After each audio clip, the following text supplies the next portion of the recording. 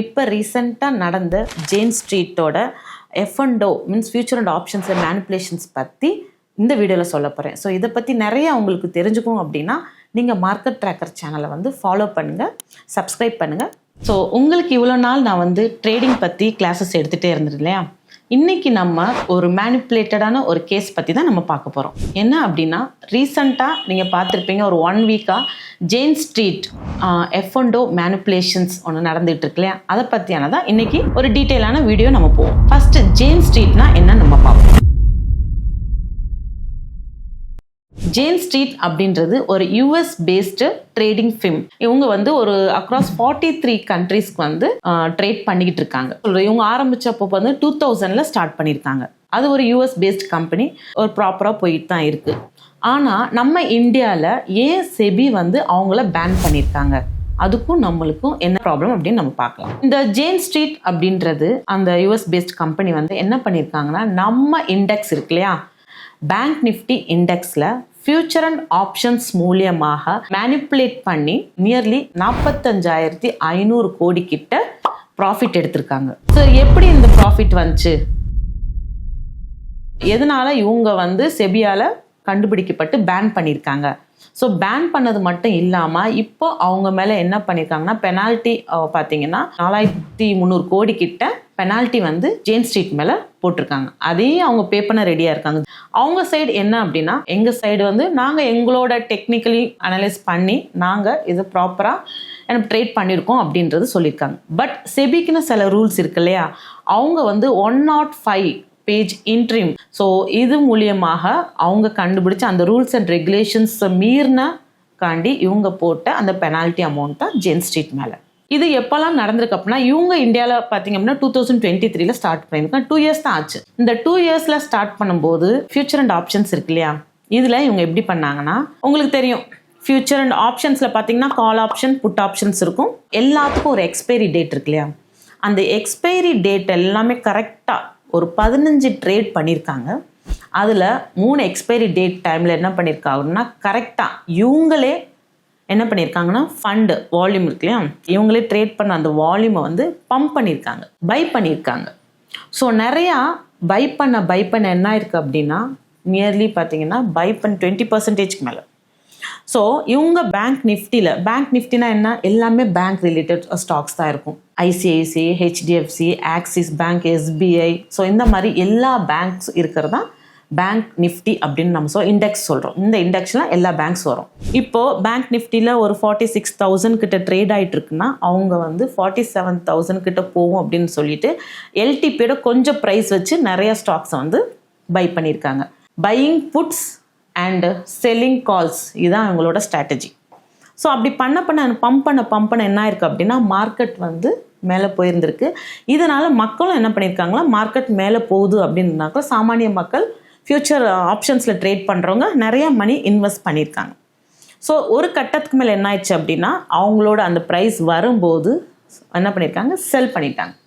So market நல்லா வந்து டவுனில் ஆயிடுச்சு. பார்த்திங்கன்னா இவங்க எடுத்த ப்ராஃபிட்டே வந்து நியர்லி 45,500 crores கிட்ட எடுத்திருக்காங்க. ஆனால் இதில் லாஸ் பார்த்தீங்க அப்படின்னா, நிறைய மக்கள், சாதாரண மக்கள் வந்து ஆப்ஷன்ஸ் இன்வெஸ்ட் பண்ணியிருப்பாங்க, அவங்க வந்து பயங்கர லாஸ். இது வந்து எப்போ நடந்துச்சு அப்படின்னா, ரீசெண்டாக கண்டுபிடிச்சது பார்த்தீங்கன்னா ஜூன் 10 கண்டுபிடிச்சிருக்காங்க. அன்னைக்கு ஜூன் 10 மட்டும் அவங்க பார்த்தது பார்த்தீங்கன்னா நியர்லி ஒரு 500 crore கிட்ட ப்ராஃபிட் வந்திருக்கு. இப்போது இது எப்போல்லாம் நடந்துச்சு அப்படின்னா, கரெக்டாக பார்த்தீங்கன்னா ஜனவரி 17 2024 பார்த்தீங்கன்னா சிங்கிள் ட்ரேடில் அவங்க எடுத்த ப்ராஃபிட் பார்த்தீங்கன்னா நியர்லி 734 crores ப்ராஃபிட் எடுத்திருக்காங்க. இதே மாதிரி ஜூலை 10th. யூஸ்வலாக மார்க்கெட் வந்து எப்போல்லாம் வந்து அப் டவுன் அந்த மாதிரி வரும் அப்படின்னா, நம்ம பார்த்துருக்கோம் ஏதாவது ஒரு வார் நடக்குது அப்படின்னா நம்ம பார்த்துருக்கோம் இண்டெக்ஸோட ஓவரால் ஷேர் மார்க்கெட் ஏன் விழுது ரீசன் தெரியும். அதே மாதிரி ஏதாவது ஸ்கேம் நடந்திருக்கு, ஃபார் எக்ஸாம்பிள் ஹிண்டன்பர்க் ரிப்போர்ட் எல்லாம் வந்துச்சு, வரும்போது பார்த்திங்கன்னா மார்க்கெட் உங்களுக்கு டவுன் ஆச்சு. இல்லை எனி பேண்டமிக் டிசீஸ், ஏதாவது கோவிட் மாதிரி எனி டிசீஸ் வருது அப்படின்னா அதனால மார்க்கெட் வந்து விழுந்திருக்கு அப்படின்னு சொல்லலாம். ஸோ இந்த ரீசன்ஸால் மட்டும்தான் அவ்வளோ. ஆனால் எந்த ரீசனுமே இல்லாமல் திடீர்னு ஒரு மார்க்கெட் வந்து டவுனில் ஆகுது அப்படின்னா அங்கே வந்து நோட்டீஸ் பண்ணப்படும். செபி அப்படின்றது உங்களுக்கு தெரியும், stock exchange and securities board of India.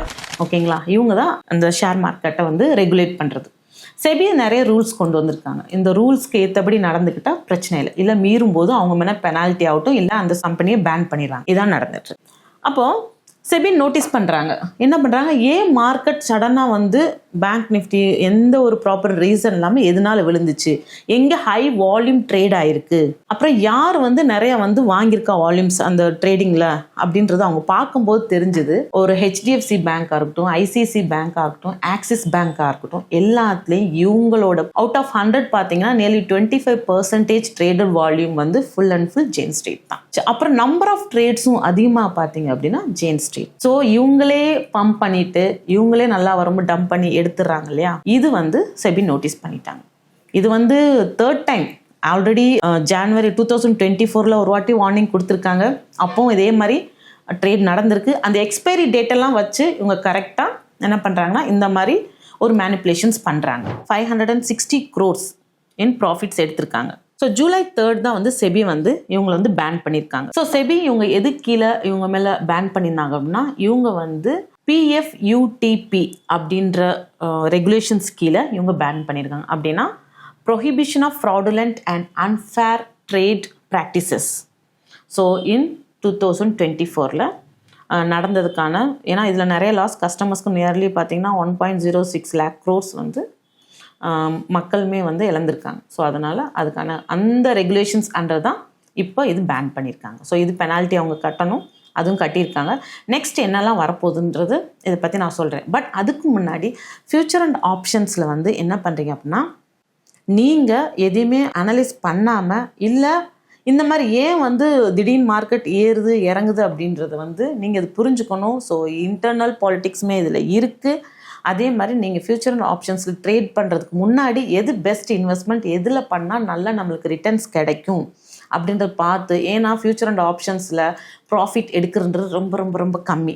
ஓகேங்களா. அது எப்பாவது நீங்கள் மந்த்லி ஒன்ஸ் அது ஓகே பண்ணலாம் அப்படின்னு நினச்சி ஒரு 10,000 ஸ்டார்ட் பண்ண நினச்சா நீங்கள் அது பண்ணி ஜஸ்ட் தெரிஞ்சுக்கிறதுக்காண்டி பண்ணலான்னு தவிர அதுவே நீங்கள் வந்து கண்டினியூஸாக பண்ணணும்னு நினைக்கக்கூடாது. அதோட பெஸ்ட் இன்வெஸ்ட்மெண்ட் நான் ஆல்ரெடி சொல்லியிருக்கேன்.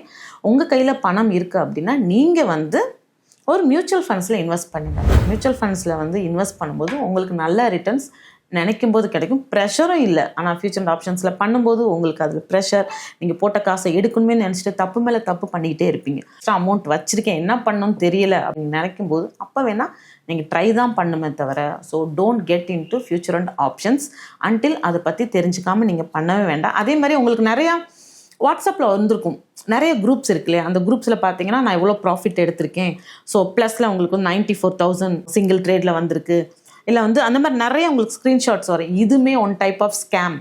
ஓகேங்களா. அது ஜெயின் ஸ்ட்ரீட் ஒரு மேனிப்புலேஷன்ஸ் அப்படின்னா இது ஒன் டைப் ஆஃப் ஸ்கேம் தான் உங்களுக்கு. ஏன் அப்படின்னா அவங்களுக்குள்ள ஆளுகளே ஒரு 10 மெம்பர்ஸ் ஃப்ரெண்ட்ஸ் இருக்காங்க, அவங்கள்ட்ட சம் அமௌண்ட் கொடுத்து நீங்கள் இதை பண்ணுங்கள், என் ஸ்க்ரீன்ஷாட் எடுத்து போடுங்க, இல்லை நீங்கள் இந்த மாதிரி வந்து உங்களுக்கு கிடைச்ச ப்ராஃபிட் எடுத்து போடுங்க அப்படின்னு சொல்லும்போது அவங்க இந்த மாதிரி நிறைய ஃப்ராடுலண்ட்டான உங்களுக்கு என்ன சொல்ல ஸ்க்ரீன்ஷாட்லாம் நிறையா வரும். அதை பார்த்து கூட நீங்கள் ஏமாறாதீங்க. இதுக்கு நிறைய சார்ஜஸ் பண்ணுற கிளாஸஸ்க்கும் நீங்கள் போகாதீங்க.